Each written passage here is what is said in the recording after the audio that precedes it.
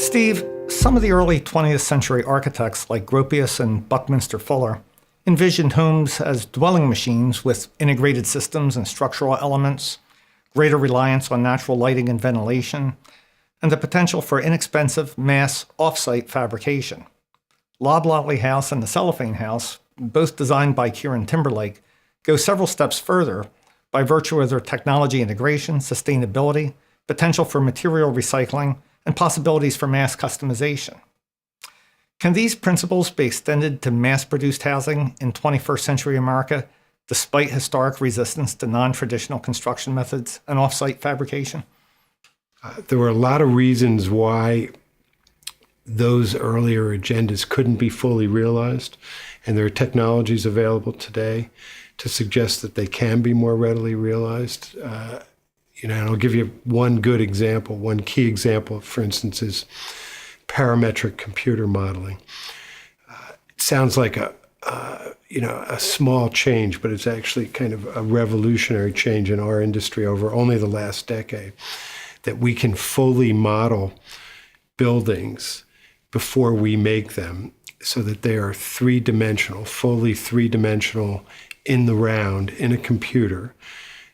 And you can understand and put every joint and every detail into it, into the model, in a way that gives you complete certitude about the dimensions of pieces and how they integrate together, and the tolerances between pieces and how they fit. And that simple little technological change in its own right gives one the capacity to build products off-site, houses and parts of houses off-site, and be certain that when they come to the field to be assembled, they will actually fit together the way an automobile fits together in a factory or the way an aircraft fits in a factory.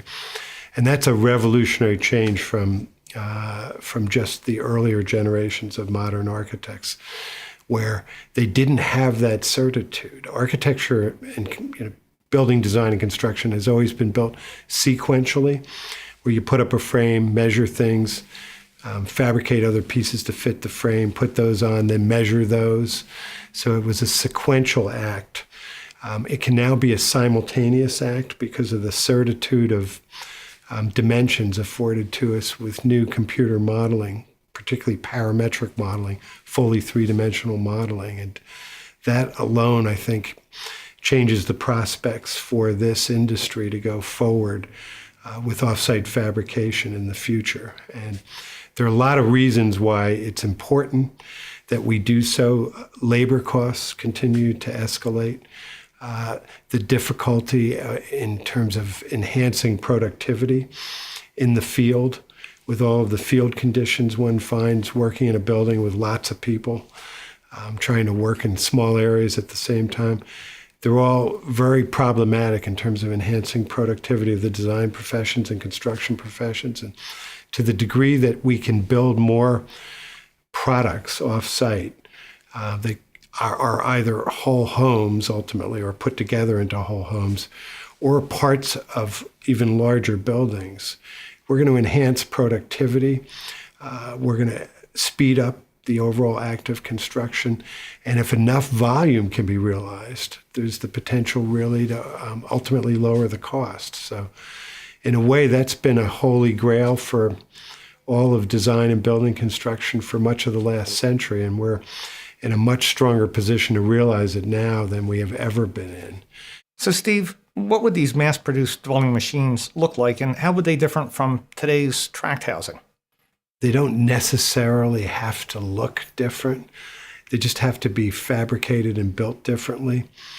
My own view is that they can and should look different, that you should be able to read within those dwellings some of the way in which they're assembled, and ultimately that if you can see that and read that in the form of the building, it means you can disassemble it more easily if you want to change out pieces over time. But it's not necessarily the case that they have to look differently. But there are advantages, I think, in exposing the elements of construction that go into these, and not completely masking them, that will bear further benefits down the line as one wants to change a house out. So, but they don't necessarily have to look or appear differently. How might we expect then people to interact differently with their homes than they do today, in terms of what their home means to them or how they engage in their homes on a day-to-day basis? Any differences there, Steve? In general, most homes over the last 50 years have trended in the direction of having systems put in them that work better when the house is closed to the outdoors. Air conditioning systems, heating systems, and increasingly today, we're looking at systems that are more passive and allow you to use less energy in the first place. And that's moving back in a way to earlier technologies of operability that would allow buildings to be opened more to the outside for seasonal benefits rather than always relying on energy. So that's something that I think is returning to the past in a way, but is becoming part of the future. In addition to that, I think there are feedback mechanisms available today for how a dwelling is actually performing that are rapidly moving into the fore as sensing technologies and operating technologies that allow one to tune a dwelling to particular comfort and performance uses and understand how a building is performing, get sensors and feedback on performance that allow you to interact with the house more. So I think one of the things we're going to see going ahead is houses that are much more capable of being tuned in dozens of different ways for the purpose of physical comfort than we have now, where more or less you turn the dial up or you turn the dial down, and you either make it hotter or you either make it colder. And we're going to be using more sophisticated controls for the energy producing equipment that we have so that we can use less energy and be more comfortable fundamentally. So, Steve, what then are the implications for the construction industry in terms of on-site construction as today versus modular fabrication and assembly and the kinds of materials used? And earlier you mentioned timing and cost of construction, and especially what about the potential for mass customization of housing? Construction that doesn't require wet operations that take time to dry out and cure, but instead components of buildings that are clipped together and can be unclipped and taken apart, assemblable and disassemblable. We're going to see more and more of that. It's in essence the way automobiles are put together, and to a significant degree, aircraft, shipbuilding, a lot of components basically are fabricated elsewhere.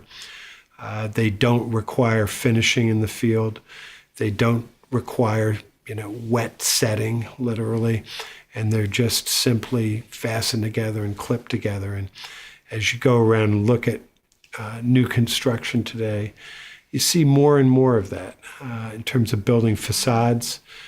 Facades that would have been brick a few years ago are now often panelized materials, metal materials, plastics even, all kinds of composites that are really literally brought to the site dry and being clipped together.